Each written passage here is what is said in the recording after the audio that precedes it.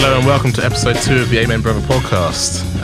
Aware it's been a little while since we did the last one. A hot minute. Yeah, a lot of life got in the way. Me and Rich moved flats, got caught COVID. Yeah, just a lot of stuff happened basically, but you know, it's a new year, it's a new day, and yeah, we're back. So yeah, how have you two been? All right? Yeah, I've been all right. Good Christmases? Yeah, mine was lovely. Yeah, under the circumstances, yeah. Yeah, I was going to say, so good old BJ made that fun for us. But yeah, anyway, let's waste no time. Let's bring in our guest. I would probably go as far as saying drum and bass royalty, to be honest. Agreed. Yeah. Yeah, you obviously see it from the title, but yeah, happy to have Lenzman on the show today. Yo. How you doing, man? I'm good. How was your Christmas and New Year? It was pretty quiet, I guess. Yeah. Same as everyone, right? Yeah. I guess I don't really know what's it like in Amsterdam at the moment, man. Because London's a mess, basically. Like we're kind of in this weird tier system.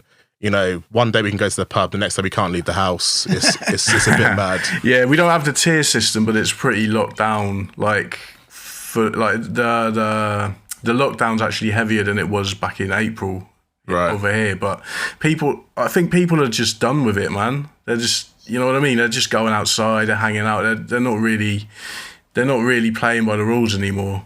You know what I mean? People are just done. Yeah, it's a similar thing here, man. Like no one, I don't think we're ever getting out of this. Basically, English people for some reason we can't follow any rules. No one trusts the government. You know, there's lots of reasons why it's lasted as long as it has, and we're not in the same situation as like a New Zealand, for example, who are having full-on festivals and having a great time. So. Yeah, I don't think people kind of feel the same urgency they did earlier, you know what I mean? And it's like, it's just dragging on. You'd think the longer it goes on, the quicker you'd want to get out, right? But I don't know. Yeah, it's just dragging on, man. The numbers, they're not really going down over here, you know what I mean? It's like, we've been in this lockdown since, I don't know, about 3 weeks, and it's not really doing anything anymore. So I don't know. Yeah, well, let's hope maybe by sort of late summer we can at least have some kind of normality. It's looking unlikely, but we'll see. We've got to have hope, right? I know Rich, you're normally the positive one. Come on, Rich, give us something positive, man. Come on, you're the positive guy. You're the voice of hope. I think they might have finally broken me, to be honest. starting on a light one, yeah.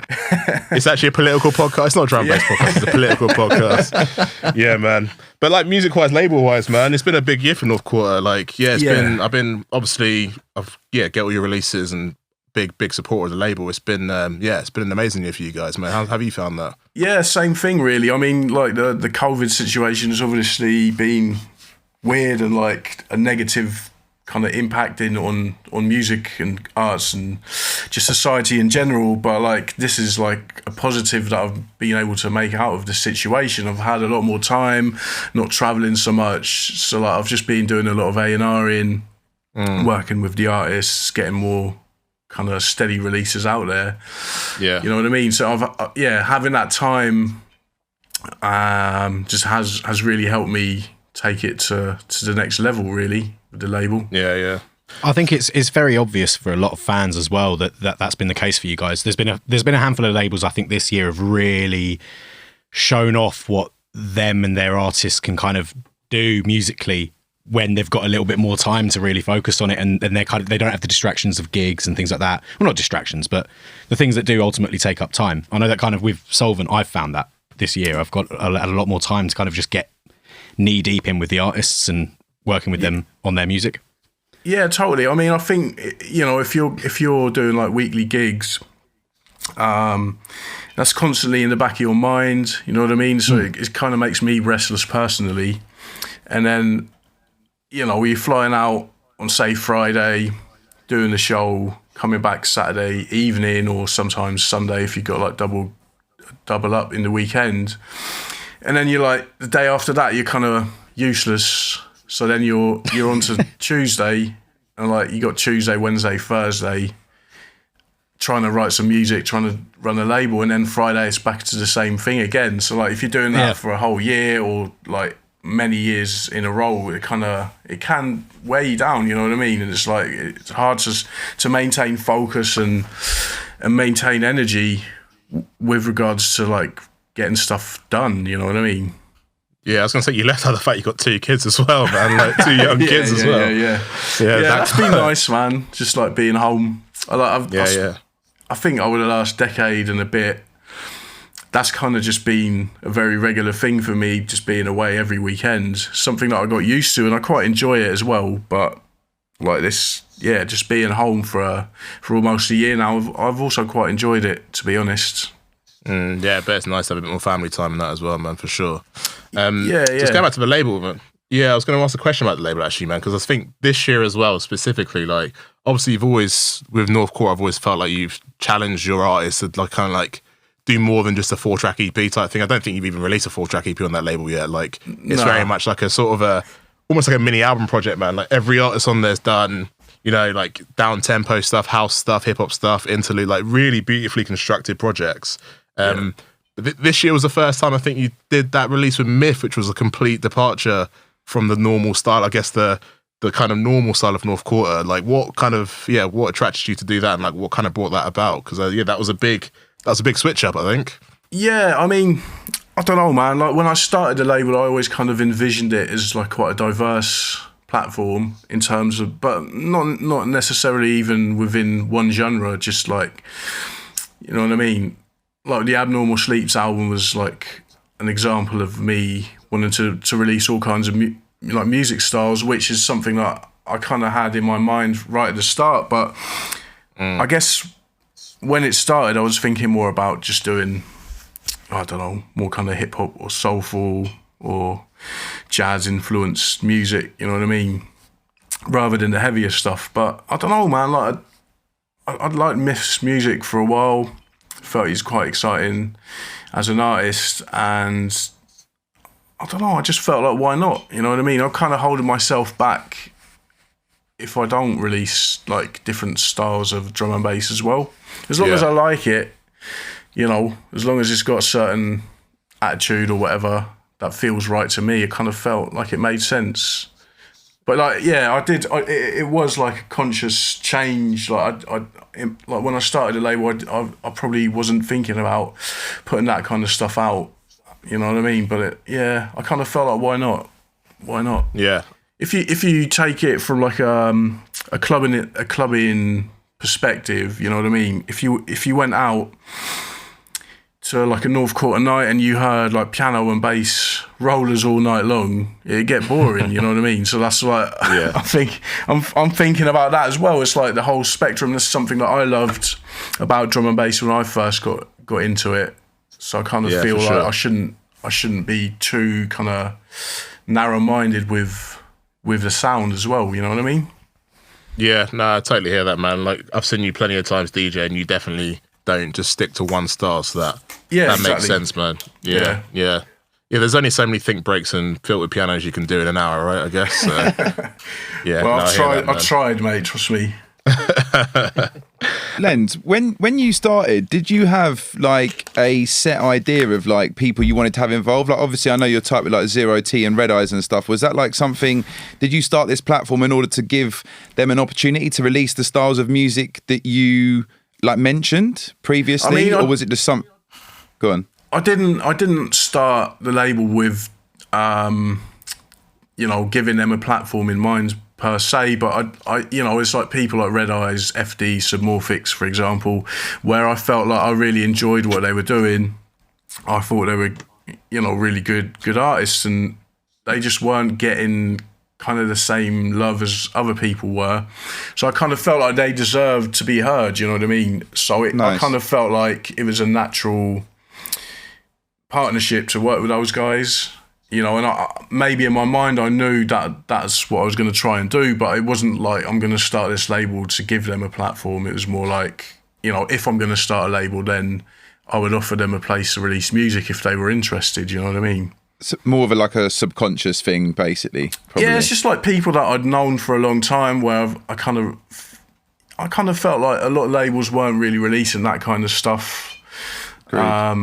And I felt that it was really good and it deserved to be heard more, you know what I mean? So I kind of felt like if I'm going to start a label and I've got a certain following, then I can use that to try and get them heard, you know what I mean? It's key, isn't it, I think, when it comes to A&R and music and releasing music from other artists and stuff. It is solely down to, in my opinion at least, I think it's always down to hearing something and just going, my God, everybody else needs to hear this. Like, that's all it is, isn't it? And you end up kind of finding a little group of people, and they consistently bring you tunes that you just want to show the rest of the world.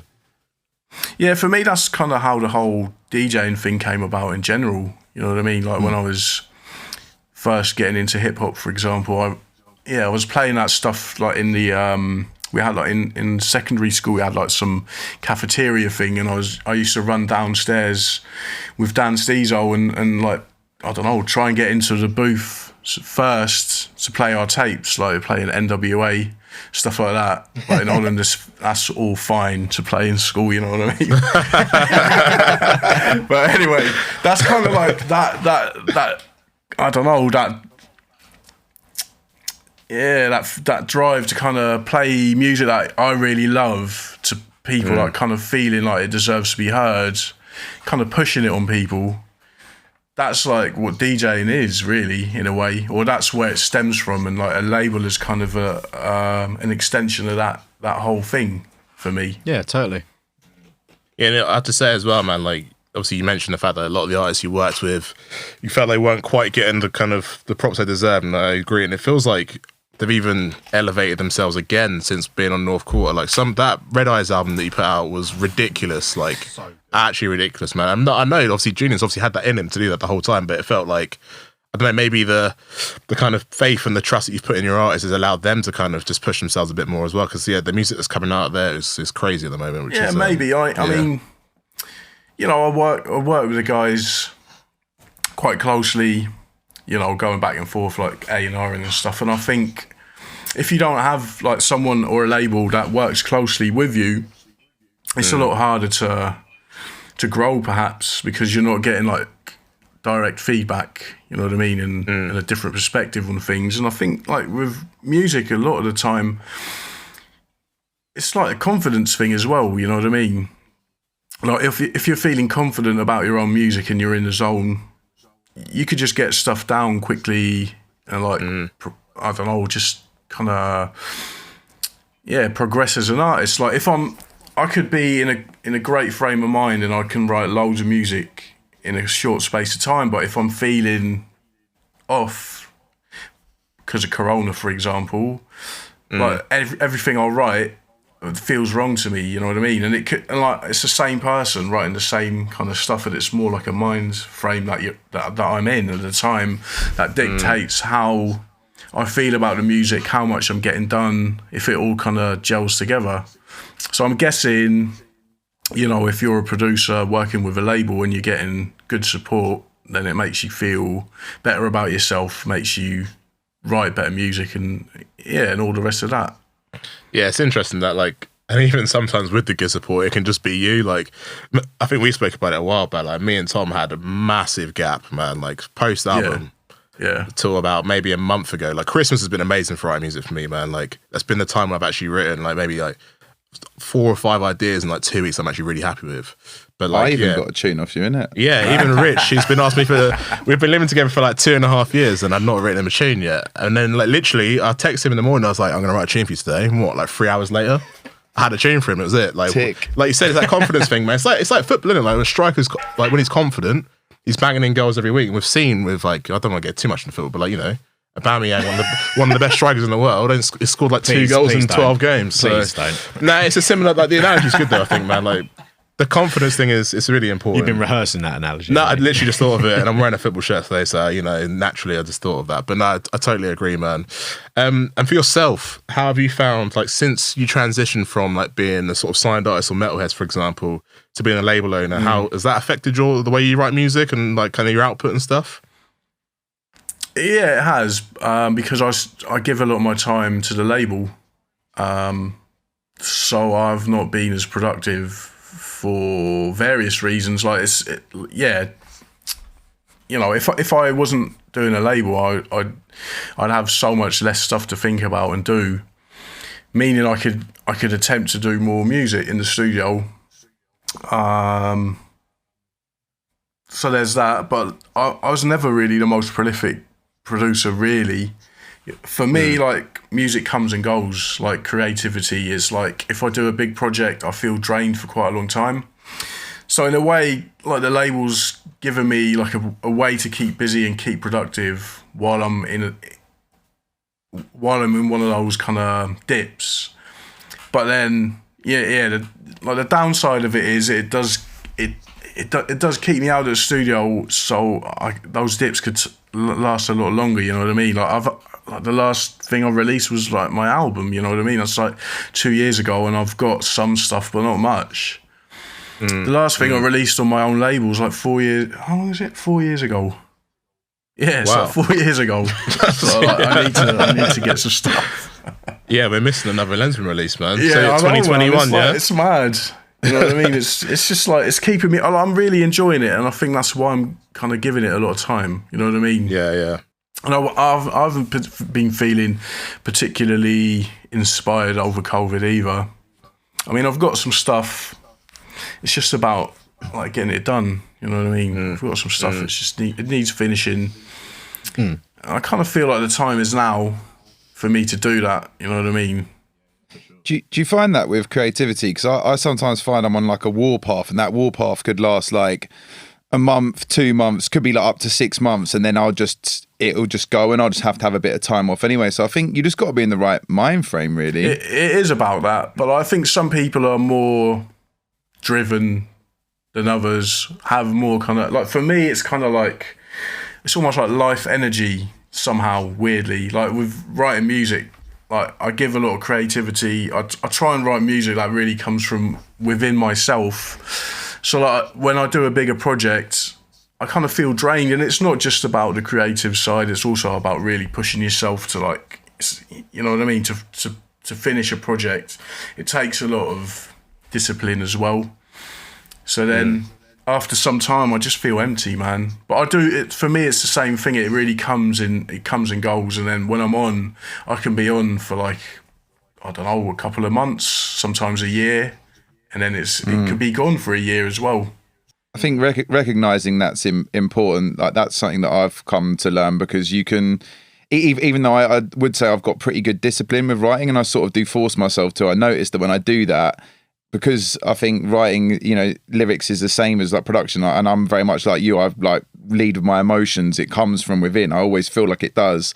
If I'm just sort of like trying to hammer it home, sometimes it's just not actually the right way to go about it. Sometimes it's better if I just take a step back and then, you know, work on stuff when I'm actually in the perfect frame of mind.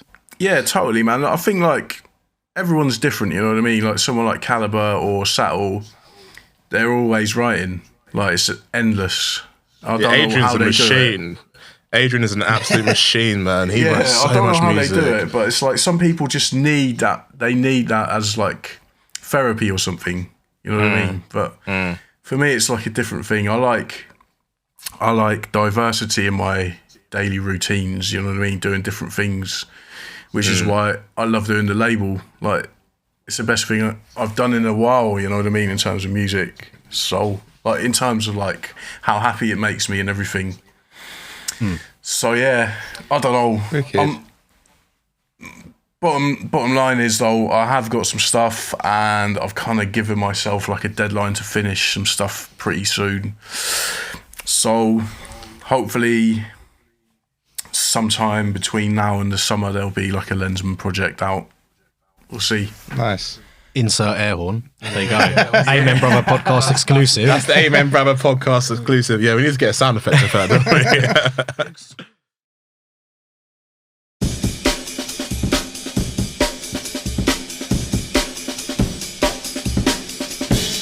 Yeah, I mean, you mentioned hip hop before, and it was obviously going to be a big topic today because you're sitting with, you know, a couple of hip hop heads as well. So let's go back, man. Yeah, so like, obviously, I think you spent some time growing up over here, didn't you? Not really. Like, my mum moved to the UK when I was 4 years old, and I grew up in Holland with my dad. But because of that kind of situation, I was always over in the UK. Like, I think when I was younger, my dad used to take me over sometimes, or my mum used to come and get me for like summer holidays and stuff. But as soon as I could fly on my own, which was from about 8 or 9 years on, they used to do, like, they used to put me on a plane. You could do like I can't remember what they called it. They give you like some kind of, I don't know, thing around your neck. Stewardesses take you to the plane, and like I used to come over to the UK all my school holidays basically. Yeah. So it kind of felt like that. Yeah, like I've always felt like a strong connection to the UK with that in mind. But I never lived there. I was going to ask then, like, do you feel like, and maybe an obvious question, but like, do you think that that's had a big influence on like your kind of musical upbringing as well, in terms of getting some of the UK music culture and kind of, I know obviously US hip hop's played a big part, but like, yeah, was that, do you think you can put that down to some of the time you spent in the UK as well? Yeah, totally, because, well, from about 8 years on, I had like some mates in the UK, and when we were about 13 years old, they got some decks, and they were like really into like Detroit techno, and like trance, which back then it was actually good music.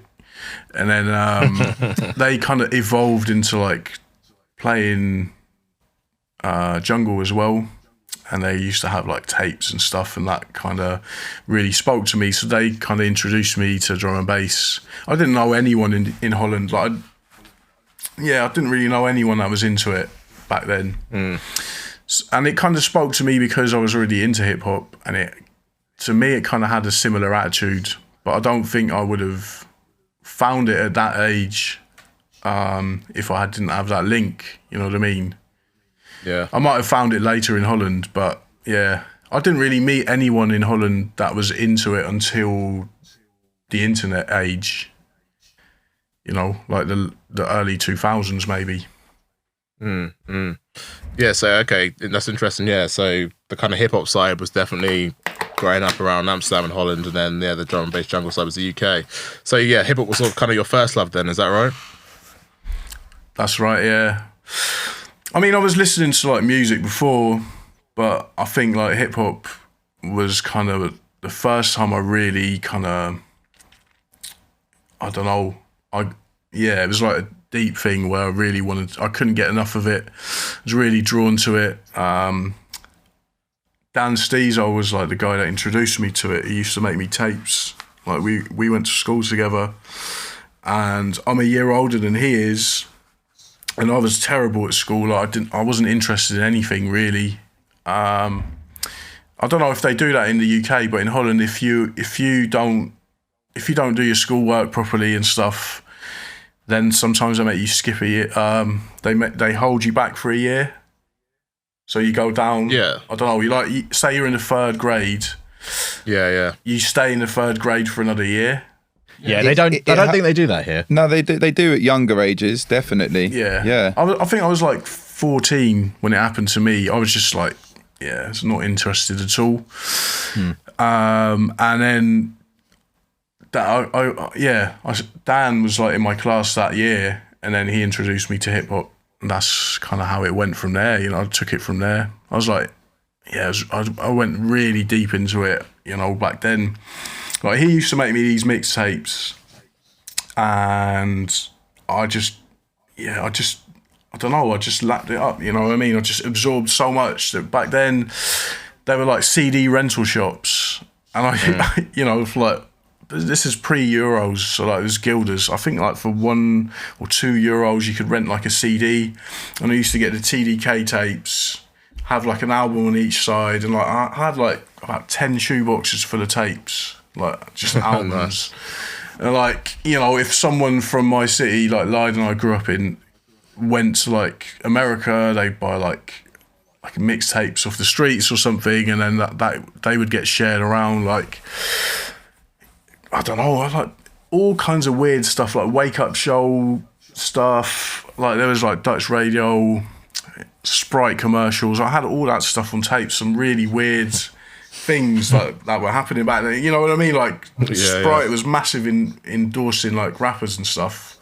Somehow I ended up with these Sprite commercials on tapes. Like, you know what I mean? It's like, I was really deep into it. I was actually rapping back then. I was in a hip hop group rapping. That's easy. Sick. And that's kind of my introduction into like music making in general. It's like, as a rapper. What was your MC name? Lenzman. I was Lenzman, perfect. Yeah. Joke. Have you got any like stuff that like is recorded still? Yeah. I've even got like a music video on VHS somewhere. And if anything you can send over to Jack, so at this point he can cut it in. That's never happening. That's never gonna happen. I'm like that with anything I recorded, so like pre 18, 19 years old, to be honest. All my 13, 14-year-old mixtapes have hopefully been burned or lost and never to see the light of day. I got some tapes here, like all cassette That's tapes. Sick. Yeah. Nice.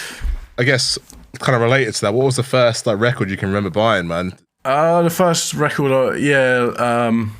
first record was Method Man Release Yo Delph. Sick. I remember. Yeah, man. That's like the first vinyl I bought because I was like, as I say, I was like doing the CD thing. I was buying a lot of CDs back then. And obviously, like I was interested in the turntablism side of it just because it's part of the hip hop culture.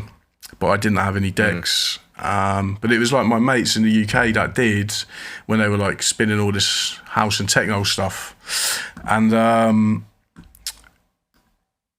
because they had that, I was like, I should get some hip hop records. Like I was there over in school holidays. I was like, I should get some hip hop records, and I went to like this local like Dorset record shop, and all they had was like the Method Man single. So that's what I ended up buying, is because that's what all they had. You know what I mean? But yeah, I remember that, and then bought a lot of hip hop since. But these days I don't really buy singles. I still buy loads of hip hop albums now, like vinyl, but it's all albums. Yeah, you were saying, I remember you told me you had a couple of those early Griselda records, right? Kind of I've got like, they're worth a lot of money now. Yeah, it's mad, that culture, man. Yeah. And in terms of the kind of jungle and drum and bass side, man, so like when you started like DJing that stuff, how old were you? Hang on, probably about 18. Like for me, the difference between buying, like I got into hip hop when I was about 14 or 15. Yeah. So like there wasn't that much time difference between the stuff, but it was like I was just getting into hip hop heavily, and then buying the records a little bit. But because those guys had like a lot of drum and bass records already, it kind of I was playing that more, like in terms of like learning how to DJ and stuff, because that was there, and that I liked it. It spoke to me in terms of attitude and kind of the same, rough and experimental vibes that hip hop had as well. You know what I mean? In terms of the beats, to me it was kind of coming from the same place. So I was like, when I was DJing at their place, I wasn't playing any of the house and techno stuff, but I was playing like the drum and bass, and I kind of sometimes I'd be able to mix stuff, like I remember like records back then could last up to 10 minutes, and I might be able to mix like the intro into the outro of a 10-minute track. You know what I mean? Mate, on the belt drive turntables, that was hard though, man. That's how I started off as well. Yeah. Like, I had some, it wasn't even Investex, I think it was Newmarks. I had like these purple Newmark belt drive decks. The first decks I bought for myself, I don't know how I ended up with them, but they didn't even have like a proper pitch control on the side. It was like a little tiny dial at the front of the deck, and I somehow managed to be able to mix on them. But it was proper ghetto stuff.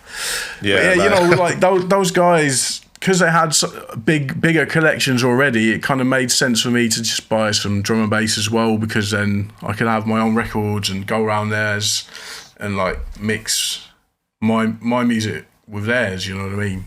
So it wasn't much later, maybe 96, 97. And what were some of those sort of early records you started buying then? Like, who were some of the artists you were buying from? The first record I bought was the Pesce remix of Music by LTJ Bookham on Nexus. Yeah, sick. I remember that. And then it's like stuff like Optical, Moving 808's one of the early ones. Crust, Soul in Motion, that was probably like 96, 97, I guess, 97 probably. Tune. So I'm guessing around that time would also have been the time that you would have possibly gone like to a night as a punter. Yeah, actually, that was like really instrumental in me getting into the music as well. Like I went to Blue Note, like one of the later ones, when I was like 18 or 19. Because my mate, who like my really good friend, like the first friend I have that that lives in the UK. His dad lived in London, so we used to go and stay with him sometimes when we were like 18 or 19. We went to Blue Note on Sunday night, and that really opened up this whole other world. Like kind of before that, I was playing the drum and bass and the jungle stuff because it was there, and I was interested in DJing, but the music I wasn't really sold on yet. But I think that night going to Blue Note really changed my perspective on what drum and bass is. You know what I mean? And like hearing it loud, it really kind of that blew me away. That I kind of got much more into it. You know what I mean? That was like a life-changing experience, I think. Yeah, I think I'd like to think that like a lot of us, we had that same moment or that same time. I think we spoke about it last podcast, to be fair, but yeah, I think there's definitely one or two really key nights I can remember going to when I was like 18. Because drum and bass was always kind of in the background for me as well. But then like, I listened to it, and a similar thing. I had a neighbour across the road who kind of got me into DJing it as well when I was like 15. But I remember we went to a night at Matter, which was like, I think Goldie was playing and Andy singing, and that from then, similarly, I was like, yeah, this is what I want to do, basically. Yeah. Because before that was like the first night I'd ever been to. I just went along because he wanted to go to it. You lucky bastard, that being the first night you've gone to. Because it's nice to hear another like romantic Blue Note story, because it's like I just like missed that era, like literally like just afterwards, and I'm actually getting goosebumps thinking about it now because I've just heard so many stories like what you just said. Did you actually meet G at any of those nights, or no? I just went to one, man. I didn't even know who any of the DJs were. You know what I mean? I just went along. It's like I've got only vague memories of the night, but I just remember in retrospect how it kind of blew my mind, and experiencing that music loud. You know what I mean? I think for me, the whole experience of just going out to a club in London in general was quite eye-opening, you know what I mean? And like, yeah, I don't know, man, like, I'm from a city in Holland that's not like cutting edge or anything. It's kind of smallish. We didn't have like, a real kind of vibrant underground music culture there. You know what I mean? We had like some clubs that I used to go to, and they would play various genres of music, and they would do concerts and stuff, but it wasn't really like that. You know what I mean? It wasn't like iconic kind of, I don't know, genre-defining nights going on.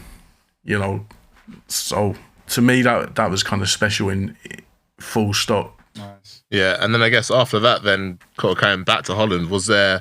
I know you said there wasn't any sort of really like leading edge like nights there, but did that stuff kind of develop later on? Was there like a couple of clubs that then really started pushing that stuff that kind of? Yeah, I mean, I'm from Leiden. That kind of that's part of the problem really, because in Amsterdam and Rotterdam there were things like that going on. You know what I mean? And like one iconic club in Amsterdam called Roxy, they were like instrumental in establishing like house music in Holland in general. Like they had Fingers Inc. playing for 50 people like in the late 80s or something. You know what I mean? But they were kind of an early platform for jungle drum and bass. And like this DJ Nubian, he's like one of the founding fathers of drum and bass in Holland really. He used to do a night there, and it was him and Drez, who does Triple Vision, that started importing drum and bass in Holland. And like I used to go and buy records from him, but this is on back when I got into it, I did go to a couple of nights. I went to like a Wormhole album launch in The Hague, and I went to a V Recordings night in Amsterdam. But it was like, this is like, you had to go to a shop, see a flyer, and be like, I'm going to go to that, rather than now it's like the internet. Like, this is, like, I was maybe on the internet It's like, but I didn't know like where drum and bass was, where to look for it. You know what I mean? It was like more about going to like a clothing shop or a record shop and seeing the flyers and being like, okay, I'm going to go to that. I know who Dillinger is. You know what I mean? I want to go and see Dillinger. I want to go and see Ed Rush and Optical. I'm going to go. I don't know. Yeah, I had like one friend that I could kind of convince to come with me, but I didn't know anyone else. You know what I mean? Missed that era, like with the posters up and stuff. I used to like seeing the aesthetic, just like wherever. Like when I spent time in Southampton, we used to go around like fly postering and stuff. And I don't know, there was something quite cool about it because you just knew someone would see it and they'd end up at your night. And it's a bit of a dead format, the internet these days, and it's not quite as. I don't know. It's just, I find myself a little bit more detached from that than. Well, I think it's because the community used to exist entirely at the club, didn't it? Like that was where you socialised and you met up with people, you chatted in the smoking area. Whereas now, obviously, people have a community around the love of this music, but it exists on the internet. Well, it can exist. It's in Facebook groups now, isn't it? I was about to say, which is like some of the most poisonous stuff that exists. Yeah, but yeah. You know, in the clubs back then, there were no distractions either. You know, and like I think for me, the flyers are part of like the culture. You know, the visual aesthetics of what drum and bass is, for example, or any genre back then. I've still got loads of flyers somewhere, but yeah. I still miss the aesthetic of a vinyl, to be honest. Like, because I mix, like going from mixing vinyl to sort of digital, it was a big transition for me that kind of actually put me off it to a certain extent, and it meant that I just could never remember what tune was what because I didn't relate to the digital text on a screen as much as I did having the aesthetic in my hand. I'm still sort of a bit of a romantic with that. Yeah. I mean, I think the artwork's important in that respect as well. Like recognisability, linking certain colours and shapes to tracks kind of makes it live in your mind more, you know what I mean? It's like, yeah, I don't know. Yeah, to me, I'm the same way. I'd say, going on from that, it seems like something you've carried into TNQ because the branding is always on point. Like we've spoken about before, haven't we, John? And is it all you as well that designs it all? No, I wish, mate. No, yeah, for me, like the visual side of things is really important for numerous reasons, but I think, you know, it's about storytelling to an extent, and it makes them, especially down the road, you know what I mean? Like 10 years later, you're looking back at these records, it kind of links it in people's minds to certain memories and all the rest of it. Like when I buy hip hop records now, old ones, like that's part of it, you know what I mean? I've got like a couple of things here as like take me back, you know what I mean? Just looking at them. So it's like, for me, it's the same thing. Also, I have like a background in advertising, so I kind of feel like that's influenced that side of it as well. And I just feel like it adds value to the music, even though it's not necessarily how it should be, but I think in people's minds it does give more worth to the actual music if the artwork's on point. Yeah, or at least if it's on point, or at least memorable. Because I mean, when you were saying that, I was just thinking about some of the sort of early 2000s hip hop records and how bad the artwork was and some of that stuff. But I still remember it. I still remember it though, man. For some of the, even like some of the DMX stuff, and like I don't know, I can just remember really vividly what that looks like, even though I didn't think it looked great. But yeah, it was something unique about it that tied that to the record for me forever. So. And even like the Death Row record, I've got quite a few Death Row vinyls, and literally they all look the same. It just says Death Row in massive red letters across a black background. But like, yeah.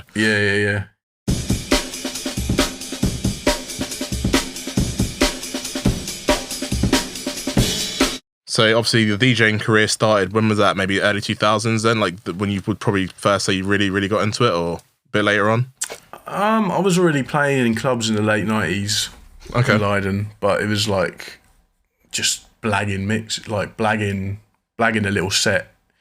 There was like this one lady that used to play like this eclectic night, and it would be like hip hop, kind of, I don't know what, like she's playing hip hop, house, grunge, kind of alternative stuff, and like she would play drum and bass sections as well. It would be like little sections that she would play like 15 minutes or something and then move on to the next thing, and it was like one of the only clubs that was even in the city. So yeah, we used to go to that because there's nothing else to do, and I used to try and blag her to let me play the drum and bass sections, and she did after a while, you know what I mean, like recording tapes. And then I started trying to throw my own nights. It was like drum and bass nights sometimes, hip hop nights sometimes. And then the internet kind of became a thing, and I got more in tune to like the scene in Holland, recording tapes, CDs. And then by the early 2000s, I was doing like a drum and bass night in Amsterdam.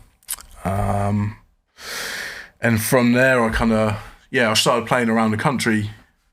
Just shitty little nights, basically. What was the night called in Amsterdam? It was like two other guys called Future Research. Okay. That was like a couple of years. And then, it was just like, I don't know, just putting in the work, man. Like getting experience playing in clubs. Because like, that's like one of the things that I really remember. It's like, I kind of felt I was pretty nice on vinyl back then. But that was in my bedroom, you know what I mean? And then it's a whole different situation in a club where there's like, the monitors are fucked up and like, it's really loud. There's like a delay, needles skipping, you know what I mean? It's like, it's character building, but you know, I think you got to go through it. Yeah, I do feel like we've kind of like, me and Jack and that kind of generation of artists have had it pretty easy, to be honest, with the absolutely straight onto sync CDJs. Well, we're not about sync buttons. Nobody's using that. No one's using that. There we go. That's the generational war starting. We have had it easy though, man. Like straight, like I said, when I was 16, I was mixing vinyl, but by the time I got to ever playing in a club as an artist, it was all CDJ 2000s and USBs. So it was just it couldn't be any simpler. Even if you wanted to lug a box of records into that club, there'd be no point in doing it. Yeah, because clubs don't even have to set up decks properly anymore anyway. So I do feel that, and You've been almost spoiled in that sense. in a way, and this is where I'm going to sound like I'm ranting a little bit, but I'm really not. But like, it has made DJing way more accessible. So you obviously see a lot of younger people coming through now and able to get sets really quickly because you can get a MIDI controller for like £200. Yeah, and then that pretty much translates to a CDJ straight away. Whether that's a good thing or a bad thing, I don't know. But it's just interesting to see kind of, because I'm sure when you were doing that, a lot of people would have been trying to do that too, but didn't make it. Almost in a way, and it almost feels like maybe now there's a bigger opportunity for people to make it as a DJ. I don't know. Yeah, I mean the platform is like it's so much easier to get into it now. I don't know. Yep. I think it's a good thing, really. But like back then, it was such an elitist thing to do. You had to invest loads of money in records, just the records alone. You know what I mean? To get enough to play a set, how many records you need? Like 50 or 100. That's more than a MIDI controller. Then you need to get the decks, a mixer. Yeah. Need to invest quite a lot of time to get good enough because like mixing on vinyl is like takes a lot more time to master than just like looking at a screen. Yeah, just like lining up the BPMs on the screen, you know what I mean? So, but I think it's good. Yeah, I think that's why there sometimes is this like generation like divide, because people who have sort of gone through that, there's no need to be, there's no need to cause conflict over it, but there is a certain level of respect, I think, that is needed for certain people that have actually gone through that, paved their way and put that amount of effort. It was definitely for the love as adverse to it being accessible, wasn't it? That's kind of the difference, really. Yeah, I think as long as you're respectful of the origins and stuff, then it's not like, for me, it's not really an issue. It's like it's a natural progression, you know what I mean? Technology changes, you got to go with it. Like otherwise you're going to get left behind, even if you're like an originator. I guess like if you don't adapt, that's a natural way of things, you know what I mean? So I think I don't think it's a bad thing. It's like, I don't know. I like the kind of the fact that I went through all that, It's like if like proper craftsmanship. It feels like more so back in the day of how like having to master it and having to take the time and the effort and the money to get good enough. That that meant something that maybe means more than just getting like a 200 quid controller, like downloading a couple of tunes off Beatport and being a DJ kind of thing. But at the same time, it's a natural thing. Like it's like Spotify, for example. You know what I mean? Like it's got good and bad sides, but I still use it myself. I still rate it like in terms of what it is. You know what I mean? Yeah, in terms of music discovery, there's no question that Spotify has been a game changer. Yeah. And I know that was obviously a really hot topic on sort of Twitter and social media, sort of at the end of the year, as it always is every year. You know, when everyone puts out their artist rap thing, then it's just like you get one side of people that are saying, "Oh, you're just basically paying for their advertising for them," and the other people are saying, "No, but you know, this year because of Spotify, X thousand people have discovered me in the other side of the world or whatever." And it's always an interesting topic of debate. I try and stay out of it, to be honest, because I see both sides. But as a consumer, I love Spotify. Like I love Spotify as a consumer. It's great. It's a bit of a, I don't know. It's like a paradox, I guess. Like for me, I think it devalues music in a way, how accessible it is on one side, but then, as you say, it does spread it more as well. So it's like I don't really know. Yeah, I don't really know how I feel about that, to be honest. Like it's got good and bad sides. Yeah, it just is. One thing it has done is to a certain extent, it's killed the album format a little bit. I'd say that's one thing. Yeah, That's upsetting. I love a body of work more than I do single drops. Well, this is why I find it so interesting. This is why I find it so interesting how you've approached releasing your artists on North Quarter, because they all feel like properly curated, well thought out pieces of music. The way everything flows, and you know you're big on the whole intro thing and the kind of interlude side of it as well, which obviously helps sort of break it up a little bit, but also help continue the story, which I think is rare these days because a lot of music's just released as singles. It's proper music. Yeah. It's proper music being released in a proper fashion. I mean, it sounds really like egotistical, but that's just what I know and what I kind of loved, and you know what drew me into. I don't know, when I was listening to it, it's kind of just like some kind of escapism or like, I don't know, some kind of storytelling, like movie kind of approach to music, you know what I mean? And like, I'm not about the listen to a tune for 30 seconds and skip on to the next one. I'm trying to like approach it from the way that I kind of, I don't know, how I was kind of caught up in the music back then. So that's kind of what I know. I don't know if it's necessarily for everyone, especially these days. Like attention spans are a lot shorter, you know what I mean? But I like the mystery side of music a lot, you know what I mean? That's what it is for me. Like I think too much choice is not a good thing. I think it's a bad thing.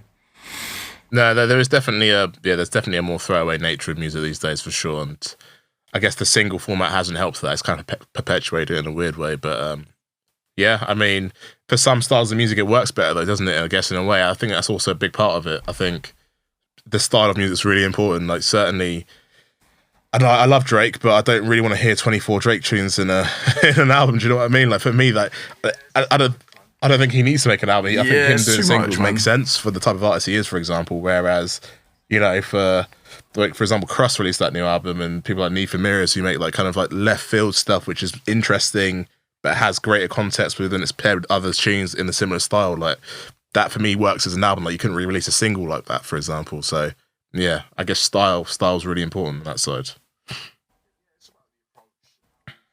I think it's about the approach and how you go about creating the body of work. Like if it's just I don't know, if it's 12 bangers or whatever, I don't really feel like that could work as an album. But if you're trying to be a bit more experimental, then I think it's a perfect format.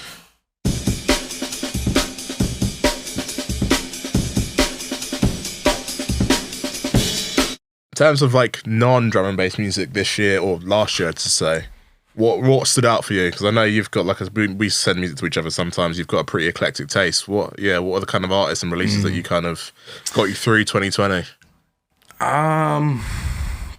I mean, like one album that was a standout for me was King Kai, A Penny's Worth. I don't know if you guys check that. Not heard that one, no. He's from Manchester. He's kind of like a modern extension of like the Native Tongues collective for me. It's like, yeah, you should definitely check that out. He's got like sick voice. You know, he raps, he sings. For me, the beats kind of had real depth as well. Yes, I guess, yeah, he's in that same kind of lane as Children of Zeus, but he's more kind of hip hop. He's he's featured on a couple of tunes on North Quarter, isn't he, as well, right? Yeah.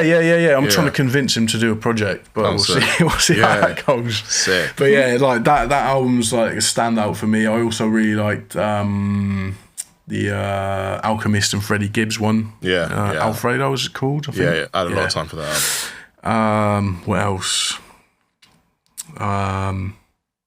Ella Ego May, Honey for Wounds. That's like a soul, kind of neo soul thing. Yeah, I don't know. There's like the I can't remember even the title. It's just come out. The Madlib and Kareem Riggins kind of spiritual jazz album. I was listening to that quite a bit. Have you heard of that? I've not checked that yet, man. It's only a couple of weeks old. They released like this spiritual jazz LP. Yeah. Pretty sick. That sounds interesting, at least. Anyway, yeah, I've not checked that, man. Yeah, and it's interesting that you mentioned the King Kai thing, because like it does feel like you've got like a connection with Manchester. Like, obviously, the name North Quarter, there's a Northern Quarter in Manchester. You've worked with Manchester artists. Kind of, how did that start, man? Yeah, because some of that's purely coincidental. Like the North Quarter thing, I didn't even know about Northern Quarter until the label was already there. Because as I say, I grew up in a small city called Leiden, in an area called the North Quarter. So that's where that name comes from, because it was kind of where I was living when I first really got involved in music. But yeah, Northern Quarter is a thing in Manchester. A lot of people think the label's name is Northern Quarter, even though it's not. Yeah. I mean, I'd done music with DRS before. Obviously, had a connection with Marcus, and he booked me in Manchester quite a bit. Met some people through him. And I was speaking to Connie Kun for quite some time prior to Children of Zeus Take It Off. And I offered to remix one of their tunes just because I was like, this is back when they just had beats, like their music on SoundCloud, you know what I mean? Like a lot of the stuff that was on, that they first kind of released officially was just sitting on SoundCloud for 5 years or something. It was all old stuff. But I was really into it just because of so many kind of like my kind of personal taste in music. That was like a perfect kind of, I don't know, combination of all my tastes into one product. So I offered to remix one of their tunes, and when I got the parts, I did it quite quickly. Got DRS on it, and I think when it was kind of done, they had just signed stuff with First Word, and I think Still Standing came out not long after I'd done the remix, and you know, through them, I met other people like IMDb. Then they hooked me up with like this guy, Farrell, Carl John. He did like a lot of the videos for North Quarter in the early days. Yeah, he shot the video for the tune We Did With Red Eyes, right? That's right, yeah. I'm Still Standing remix and the IMDb one, like pretty much all of the early ones. And he was telling me about his mate Abnormal Sleeps, so that's how that link up came about. It's just like about working with people, and like if you have like a good connection, they're kind of, you know, they link you with other people. It's like just good working experiences, and I think like Manchester has so much talent, and I just love the vibe of the city and the people. You know, there's no kind of attitude involved really. People are really open and welcoming, and they, just I don't know, man. It's just like the talent. There's something in the water in that city. You know what I mean? It's like these, yeah. That's something me and Rich, we've always talked about, haven't we? The fact that there's, for a relatively small city, there's so much happening musically there. And that's something, actually, what Lenz has said about, you know, the lack of almost like ego and attitude is something you've always spoken about highly about DRS as well, right? He was one of the first people to like champion me. And I think when you were talking about Still Standing, I think you really helped Children of Zeus sort of get across to the drum and bass crowd, and clearly they've helped you sort of infiltrate the Manchester thing. And like Jon said, whenever I speak to people from Manny, there's just no, it's about helping each other, man. Like Del has helped bring through, in my eyes, so many people that I didn't know about. Maybe it's just because I knew about Del first, but he just doesn't, he didn't have that about him. It's just like, oh, this guy's sick. How can I, you know, do something with them, work with them, or, you know, give them a platform to, you know, get their music across, get their message out. It's more of it's just a community, man. And I personally have been, you know, I've spent time in Southampton. We had a community when I was at uni. I grew up just outside of London. That was kind of non-existent, really. And, you know, I've been back in London, which I've always felt like has been my home for about like 10, 12 years now. But I just don't, it's just not the same. I don't get that community vibe. And I'm all about that, man. If I'm that guy that's like, oh, this person needs to meet this person, they'd like really like do something sick. And when I met Del, I got that vibe of him. And I think that's why me and him get along. And I just got so much respect for them. And, you know, I'm envious of that kind of, you know, using the word again, but it's a community they have up there, man, and everyone's looking out for each other. It's beautiful. Yeah, they got great energy, and I think like everyone wants everyone else to win. And I think like that whole thing, that attitude is really special, because it's like, I mean, I've played in so many cities around the world, and it's rare that you go somewhere and there's not some promoter that has beef with some rival promoter, and they're like, I've heard some weird shit going on, like people being reported to the police, and like, you know what I mean? It's like that whole envious nature of the music thing. It's like some like underground music thing where people are hardly making any money, and there's still some kind of weird envy going on, like this ego thing. I don't understand it, but like in Manchester, it's like, everyone wants everyone to win, and there's no, you know, in terms of like genres, they're really open-minded. I think this whole kind of scene, you know what I mean? It's like all the genres are kind of mixed. So like, if you get, like for me, it's kind of like with Children of Zeus, you know, if you met artists like that somewhere in London, they might not be open to working with a drum and bass producer, you know what I mean? Whereas in Manchester, it's like that whole kind of, that scene, maybe it's because it's a little smaller, but everyone knows each other, like from drum and bass artists to like, I don't know, like hip hop, soul, grime, garage, whatever. It's just, it's all linked, you know what I mean? I do think, London almost victim to itself, obviously being a little bit too big. Like, it's funny because like, even like, for example, where we are in North London, I feel like we've got like a little micro community of like 7 or 8 artists just in like the north, like the northeast part of London. Do you know what I mean? But like, then there's a bunch of people in South London that we barely see or interact with. But we're in the same city, so I think just the size of it, almost in a way. And I guess in the major cities, it's inevitable, right? Even in like hip hop in New York, for example, all the boroughs have all got their own little crews, but they're all still in the city of New York. And I guess it's inevitable when you're in such a big place. I guess it's inevitable that it's very difficult to do that. And even with the internet and stuff like that. Yeah, locality I think has a big effect on that, man. I think I felt it more recently in North London, like us like living together and sort of, you know, the people we've been knocking about with and stuff.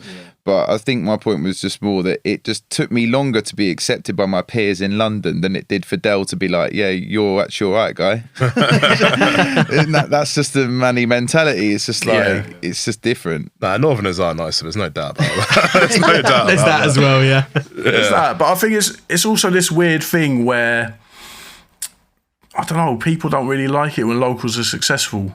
They'd rather don't know, shower outsiders with praise than their own people. You know what I mean? It's just, that's a thing that I've seen quite a lot throughout the years as well.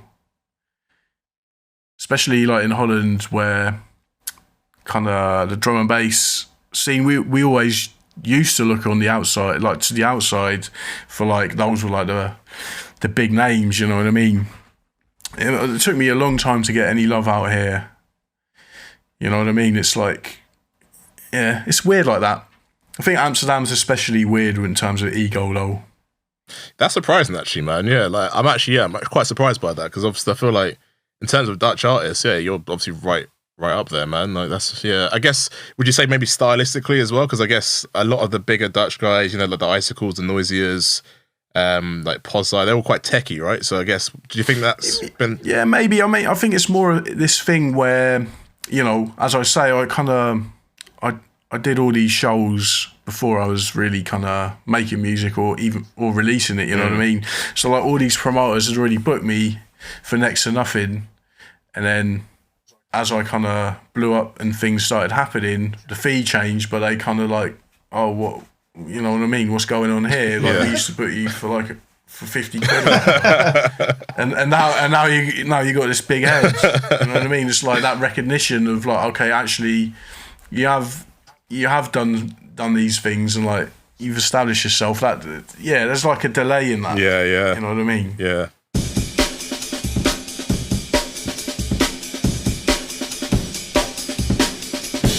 Basically, Jon tells me you're a big Jest fan, so I want to talk Jest. Yeah, I am a Jest fan. He's not the only guy though, but like I think him and Kalashnikov kind of in the early 2000s were the first guys where I kind of felt like they were like British. They brought the British side to the table, but they also had like, I don't know, beats that kind of that I felt maybe because of my history in the US hip hop. You know what I mean? It was like a great combination between those two, and like as a lyricist, him and Kalashnikov back then, they're just sick, man. For me, Jess on like a whole nother level. Like Jon always cussed me because I'm like, he's the greatest rapper that's ever lived, and Jon's like, oh, calm down, Rich, calm down. I don't know about that, but he's like an absolute legend. Me and Helen were very gutted to miss him at Hospitality in the Park the other year. We got there and like caught the last 30 seconds of his set because we got fucked by public transport on the way into the festival. It was gutted, man. Well, happy that I did a tune with him for Dell's album. What was that one called again? Holding On. That's it. Yeah. Sick tune. Wicked little feature as well. Yeah. Rated that. Yeah. I think higher focus at the moment, like the UK thing, Lenz, like for me, I just find it way more relatable. Like I love US hip hop and I listened to US hip hop first, but I was similar era to what you were saying, like Jest, Task Force, Kalashnikov, like all that early stuff. And I think it had a bit of a, maybe not like a lull, but like it wasn't, you know, after that sort of initial, it like really like staking a claim for being a, you know, of like not viable hip hop entity for lack of a better word, but like, you know, a credible hip hop entity. There was maybe it drifted away a bit, and then I think recently like high focus what Flipchicks is doing, I think like that's just all taking it to some new level now, man. I don't know if you've heard Coops as well. Like I think he's proper sick. There's some really cool stuff coming out, man. And personally for me, I don't know. I've always preferred it. Like it's a weird one, but I just do. And I get what you're saying about relatability. It's like it's more they're speaking about stuff that you actually know. You know what I mean? Whereas like US hip hop is more like it's like escapism almost in terms of the lyrics, because you know what I mean. It's like it's not the environment that we live in, really. Yeah, but, there's some sick stuff in the UK, man. I really like Juggernaut and Sonny Jim. I don't know if you know those guys. Yeah, man. Sonny Jim's sick. Yeah. King Kai. Like, there's a lot of stuff in Manchester I like. Yeah, man, he's killing it. But yeah. Juggernaut, especially, I think is really sick and underrated as well. Sonny Jim had like what's it called again? Mud in My Malbec. Have you heard that album? Don't know if I have. Oh, really? Yeah, I really, really like that one. I got that one on vinyl even. So, yeah. Sick. There you go. Rich some homework, mate. Yeah, innit? Yeah. But like the early Griselda stuff, and still to this day they do that, and a lot of other really good underground hip hop is all kind of released on vinyl through, I guess the pronunciation is Dope. Yeah. Goat. Yeah. They sell trainers as well, and that's a British label as well. Purist runs that, so yeah, some good stuff going on, man. I was kind of Looking forward to seeing their stage with it. Fuck, I forgot the name now. What was the label you were just saying? High Focus. High Focus. Yeah. They had like a stage at Outlook come in. Yeah. I was looking forward to that. They've been there like pretty much most years. Some of their artists like Backstar, obviously 4 Hours of like blowing up. They're like huge now. They've done some collaborations with they did a collaboration with like Premiere, didn't they? Their Which album was, this like, year was sick. really good as well, right at the start of this year. Yeah, and Flip Chicks, what is he on now? Like album like 7 or something? That guy's work rate is on some next level. Like he's sick, man. Yeah. I'd rate it. It's a lot of good UK hip hop about at the moment, man. Yeah, It's interesting you mentioned Outlook. I was actually going to ask you, is that your favourite festival to play at, actually? Because, So no, you've been there a lot, right? Wow. Trying to think. Yeah, it's up there, man. I love the boat parties. And the diversity of it. You know what I mean? It's like, I don't know. I'm trying to think. It's one of the best ones, definitely. Yeah, I think. I'm trying to think. I can't think of any others that are like beat it. You know what I mean? Like I just like the diversity. So like as a punter, like walking around it, I love the fact that you can go to like a hip hop thing, a drum and bass thing, a grime thing, like all these different styles. And it kind of just gels together perfectly. I love the boat parties. You know what I mean? It's like, I like that one most. I think from the ones that I know at least. As well as the like diversity of music, it's like you said, it's the boat parties, and you can go like for the beach stage, like we did that in 2019, which was an absolute vibe. And then you're up in the fort, like it's some completely different arena, like the Moat. The venue is sick as well. You know what I mean? It's like the lighting, the whole thing. Yeah, it is a great festival. It's a shame it's moved for however long. I never went. Absolutely gutted. Never went to Outlook. Oh fuck. No, never. John either. We had a big complaint about this last podcast. It's going to be the running thing. Yeah, every podcast we're just going to to moan about the fact we never went to the So Outlook. basically, we are kind of basically petitioning to get Outlook back to its original venue and Basically. to book Pola and Bryson and Galaxy so Yeah. that we can put this to Right, bed. yeah. Jack Robinson, are you I listening? was going to say, if Jack is listening, then you know what to do. We're not asking much, Jack. We want our own boat party as well. Literally pushing the boat out. Okay, I won't do that one.